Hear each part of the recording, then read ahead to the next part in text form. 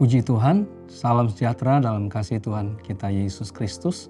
Kembali lagi firman Tuhan akan memberkati kita dalam Yesus kuatku. Namun sebelum kita akan mendengar firman Allah, mari kita bersatu di dalam doa. Bapa, di dalam nama Tuhan Yesus Kristus, kami bersyukur ya Tuhan, anugerah-Mu, kemurahan-Mu nyata bagi kami dalam sepanjang hidup kami.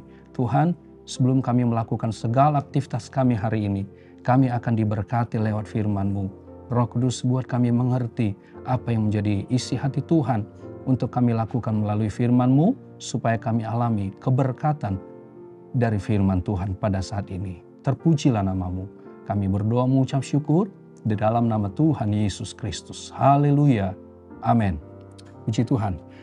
Firman Tuhan hari ini temanya buat kita adalah kunci sebuah mujizat.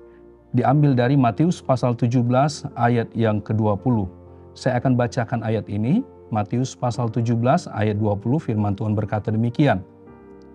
Ia berkata kepada mereka, "Karena kamu kurang percaya, sebab aku berkata kepadamu, sesungguhnya sekiranya kamu mempunyai iman sebesar biji sesawi saja, kamu dapat berkata kepada gunung ini, pindah dari tempat ini ke sana. Maka gunung ini akan pindah dan takkan ada yang mustahil bagimu." Puji Tuhan. Ayat ini merupakan bagian dari satu perikop dari ayat 14 sampai 21, di mana di sana disebutkan ada satu peristiwa Yesus menyembuhkan seorang anak muda yang sakit ayan. Namun kalau kita melihat juga dalam kitab Injil yang lain, ayat ini atau peristiwa ini dicatat dalam Markus pasal 9, kemudian juga ada dalam Injil Lukas pasal yang 9. Namun kalau kita baca ayat-ayat ini sungguh sangat menarik, sungguh sangat luar biasa. Kenapa? Karena di dalam ayat-ayat ini kita temukan kunci suatu mujizat. Bagaimana mujizat itu terjadi? Ayat-ayat ini menyampaikan kepada kita, khususnya juga ayat yang sudah kita baca tadi dalam ayat yang Matius 17 ayat yang ke-20. Beberapa hal dalam perikop ini menjadi perenungan dan menjadi kunci sebuah mujizat adalah yang pertama, jangan biarkan rumah rohani kita ini kering, tandus, kosong. Kenapa? Karena itu menjadi tempat iblis. Iblis mengambil tempat di sana sehingga kita tidak mengalami kuasa Tuhan yang mengerjakan mujizat dalam hidup kita.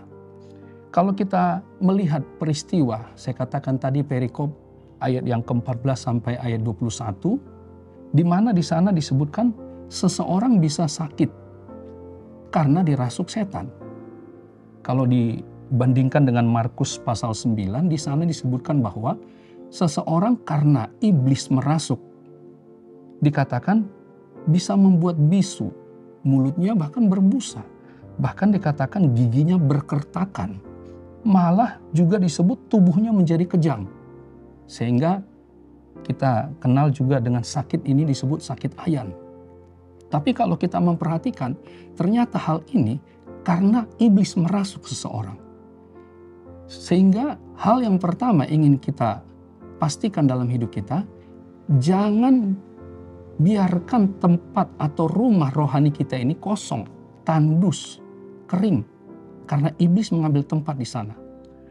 Karena dalam Injil Lukas 11 ayat 24 sampai 26, kita tidak usah baca ayat ini, namun di sana disebutkan bahwa iblis mengambil tempat untuk berhenti, berdiam, yaitu tempat yang kering, tempat yang tandus, bahkan tempat dikatakan yang kosong.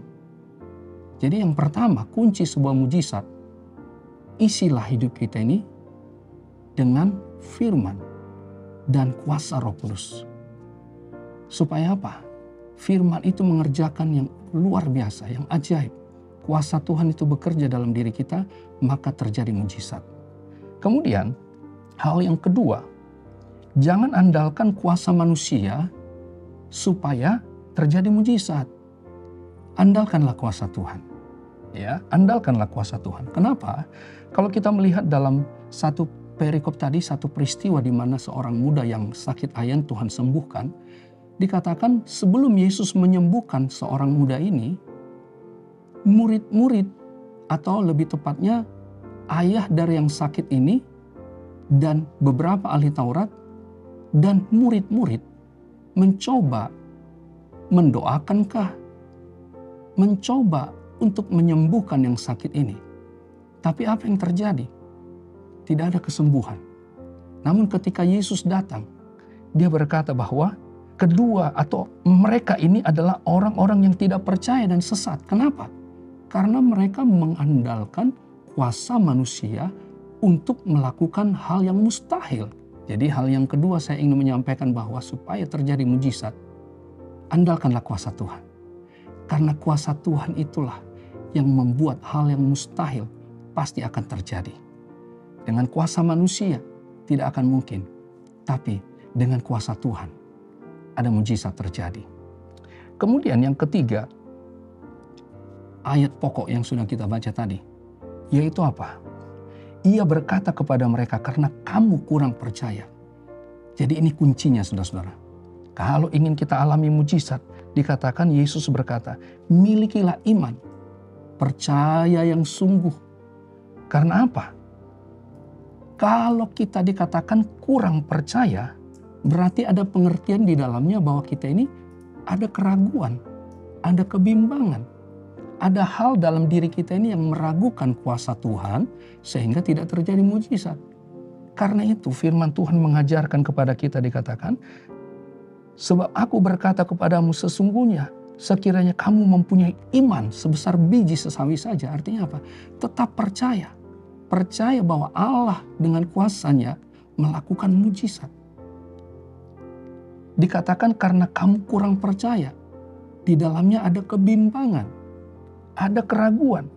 Dan kalau hal ini ada dalam diri kita, maka ini menjadi satu celah bagi iblis membuat kita ragu dan tidak mengalami mujizat Allah. Firman Tuhan dalam surat Yakobus 1 ayat yang ke-8, ada baiknya kita baca ayat ini. Yakobus 1 ayat 8 berkata begini, sebab orang yang mendua hati tidak akan tenang dalam hidupnya. Artinya apa? Tidak akan menerima jawaban dari Tuhan. Karena dia bimbang. Kalau ayat sebelumnya dikatakan, ayat 7, orang yang demikian janganlah mengira bahwa ia akan menerima sesuatu dari Tuhan. Orang yang seperti apa? Orang yang bimbang, orang yang ragu, orang yang kurang percaya. Karena itu firman Tuhan datang mengingatkan kita kembali pada pagi hari ini atau saat ini, supaya kita mengalami mujizat. Jangan ada keraguan. Percaya sepenuhnya kepada Allah, bahwa Allah bagi dia tidak ada perkara yang mustahil. Di dalam siapa? Di dalam Yesus Kristus. Karena itu Yesus menyampaikan kepada kita pada saat ini, supaya kita mengalami atau bahkan kunci sebuah mujizat itu adalah percaya sungguh. Memiliki iman. Jangan ada keraguan. Jangan ada kebimbangan.